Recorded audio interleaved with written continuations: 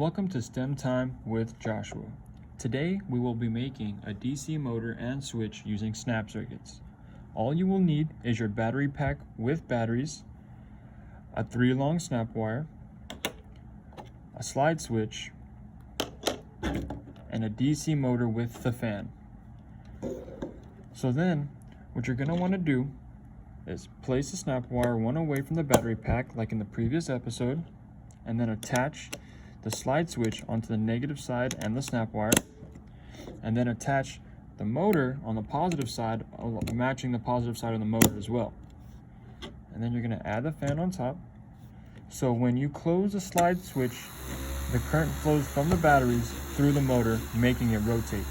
So we are then changing electrical power into mechanical power. So then now that we're done with this, what we're going to do is replace our 3-long snap wire with the lamp socket from our first episode, then creating a lamp and fan in series.